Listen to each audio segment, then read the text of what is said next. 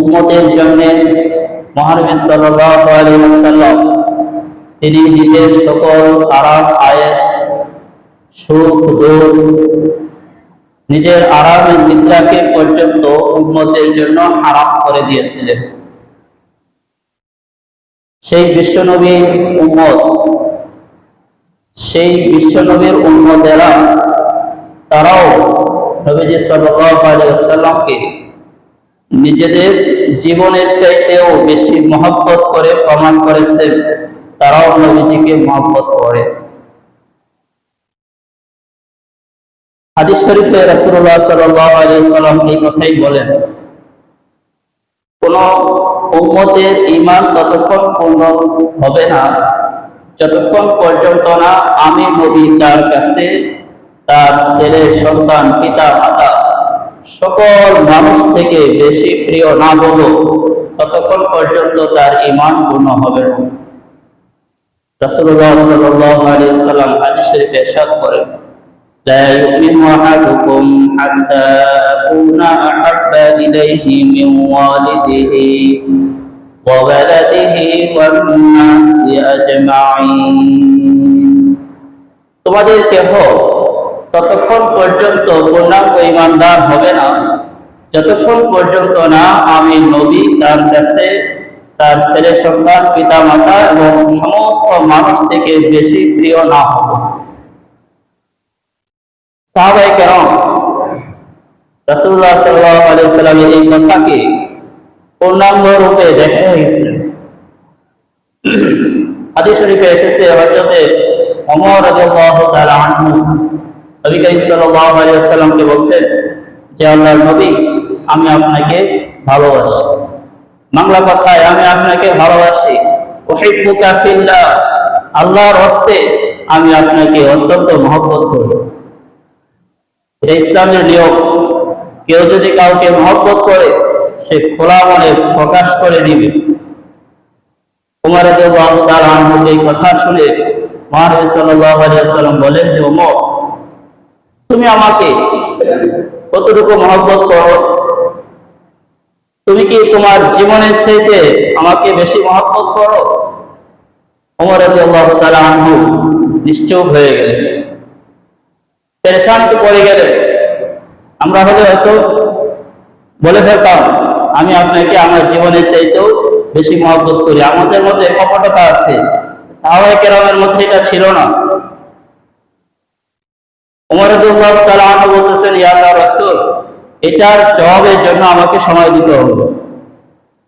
ওমর রাদিয়াল্লাহু তাআলা আনহু দীর্ঘক্ষণ চিন্তা ভাবনা করে পরের দিন এসে নবীজিকে জানাইলেন, আল্লাহর নবী এখন আমি আপনাকে আমার জীবনের চাইতেও বেশি মহব্বত করি।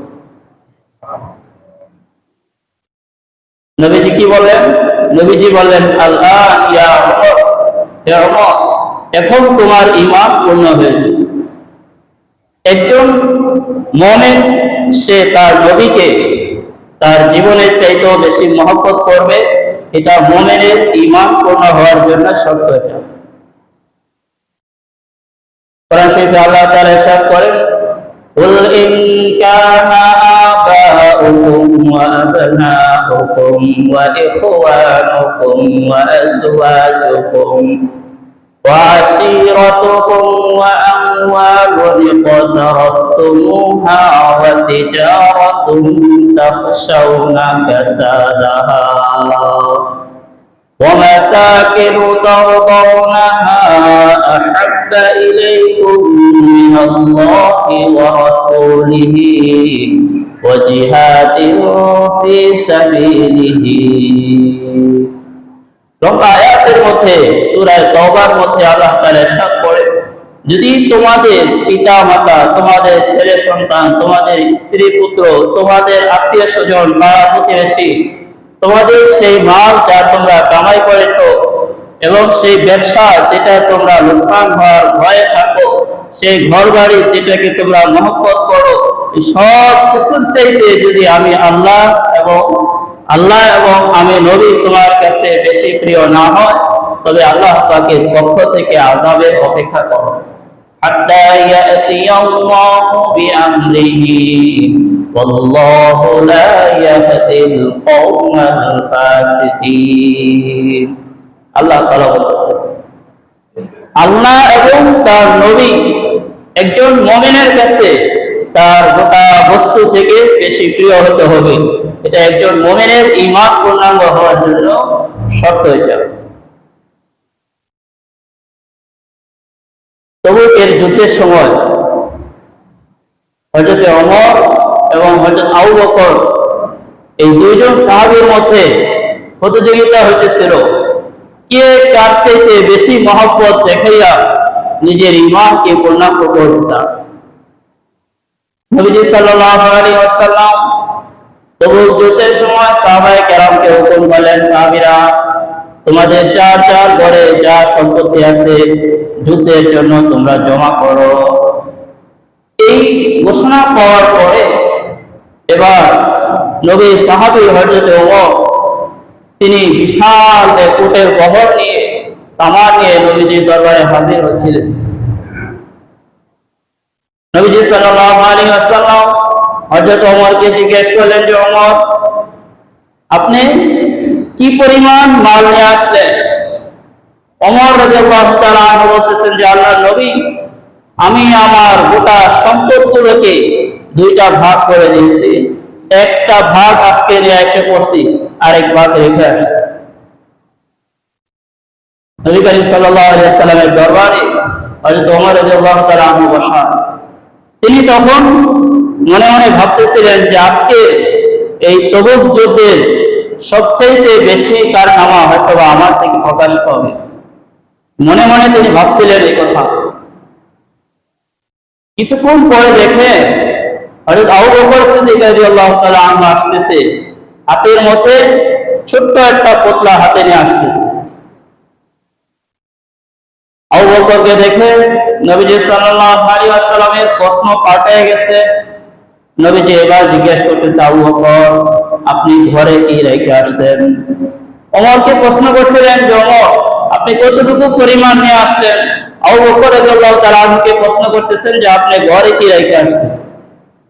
আবু বকর রাদিয়াল্লাহু তাআলা আনহু নবীজির দরবারে হাজির হয়ে জবাব দিতেছেন যে আল্লাহর রাসূল ঘরে শুধু আল্লাহ এবং তার রাসূলকে রেখে আসছি, আর কিছু রেখে আসি নাই। ঘরের মধ্যে শুধু আল্লাহ এবং তার রাসূল আছে, আর কোনো কিছু নেই। কিতাবের রাওয়ায়াতে আছে হযরত আবু বকর রাদিয়াল্লাহু তাআলা আনহু বলতেছেন আল্লাহর নবী ঘরে যে খেজুর পাতার বেড়া আছে এই বেড়ার মধ্যে থাবড়াইয়া পর্যন্ত দেখে আসছি কোনো সুই পাওয়া যায় কিনা। একটা সুইও যদি পাওয়া যেত সেটাও আমার মুজাহিদ ভাইয়ের কাজে আসতো, সেটাও আমি নিয়ে এসে করতাম। ঘরের মধ্যে কিছু রেখে আসি নাই, আল্লাহ এবং তার রাসূলকে রেখে আসছি ঘরের মধ্যে। কোরআন থেকে আল্লাহ তাআলা ইরশাদ করেন, সাবিকু ইলা মাগফিরাতিন মির রাব্বিকুম ওয়া জান্নাতিন আরদুহা কা'আরদিস সামা। আল্লাহ তাআলা ইরশাদ করে তোমরা আল্লাহ তাআলার তরফ থেকে মাগফিরাত পাওয়ার জন্য এবং জান্নাত পাওয়ার জন্য প্রতিযোগিতামূলকভাবে অগ্রসর হও। সাহাবায়ে কেরামের মধ্যে এই প্রতিযোগিতার পালা ছিল, কে কার থেকে বেশি আগায় যেতে পারে, কে কার থেকে বেশি আমল আল্লাহ তাআলার সামনে পেশ করতে পারে। হযরত আবু বকর সিদ্দিক রাদিয়াল্লাহু তাআলা আনহুর ব্যাপারে নবীজি বলতেছেন মা নাফানি মালুন কত্তু মা নাফানি মালু আবি বকরিন কত্তু। নবীজি বলতেছেন কোন ব্যক্তির মাল আমাকে এতটা উপকার করে নাই যতটা উপকার করছে আবু বকরের মাল। আবু বকর সিদ্দিক রাদিয়াল্লাহু তাআলা আনহু তিনি একজন ধনী সাহাবী ছিলেন, গোটা সম্পদগুলোকে ইসলামের জন্য ব্যয় করে দিয়েছিলেন। সর্বশেষে টুকিটাকে যা ছিল সেটাও তিনি নিয়ে এসে পড়ছিলেন। এটা ছিল সাহাবায়ে কেরামের নবীর প্রতি মহব্বত, দ্বীনের প্রতি দরদ এবং আল্লাহ পাকের জন্য নিজেকে কুরবান করার নমুনা। বুখারী শরীফের রাওয়ায়াতে আছে একজন মহিলা ও যুদ্ধের সময় একটা গজব ছড়িয়েছিল, মহানবী শহীদ হয়ে গেছে, বিশ্বনবী শহীদ হয়ে গেছে, এই গজব ছড়ায় গেছে, পুরো আরবের মধ্যে ছড়ায় গেছে।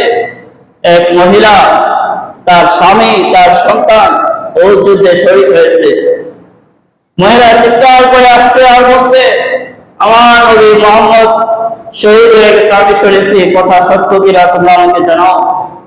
উহুদ যুদ্ধ থেকে ফেরত আসা সাহাবীরা নবী ওই মহিলাকে খবর দিচ্ছে, মা, তোমার স্বামী তো আজকে ওদের ময়দানে শহীদ হয়ে গেছে। মহিলা বলতেছে, আমার স্বামী কি হয়েছে সেটা নয়, আমার বিশ্ব নবীর কি অবস্থা সেটা আমাকে জানাও। মহিলা আরো দৌড়ায় যায়। কিছুক্ষণ যাওয়ার পরে আরেকজন খবর দিল, মা, তোমার সন্তান অমুক আজকে ওদের ময়দানে শহীদ হয়ে গেছে।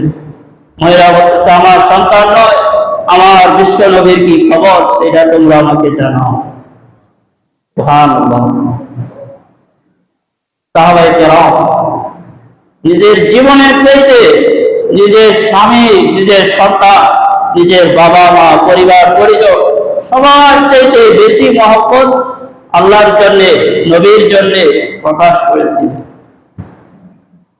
যায়েদ বিন দাতিনা একজন সাহাবী ছিলেন। সাহাবীর বেলায় আসছে, তিনি বদর যুদ্ধে একজন কাফেরকে হত্যা করেছিলেন। হত্যাকারী পরিবারের লোকেরা যায়েদ বিন দাসিনাকে বন্দী করে ফেলেছে। হত্যাকারী পরিবারের লোকেরা তাদের পিতৃ হত্যার বদলা নিবে যায়েদ বিন দাসিনার মাধ্যমে।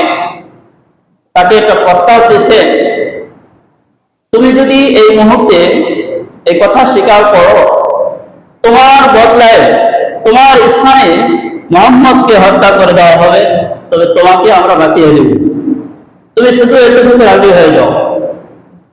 যায়েদ বিন দাসিনা কি জবাব দিয়েছে কিতাবের মধ্যে এসেছে।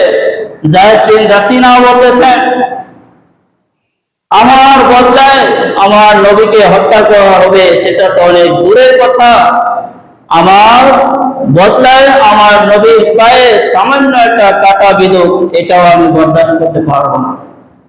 তোমাদের যদি মনোপুত না হয়, তোমরা আমাকে হত্যা করে দাও।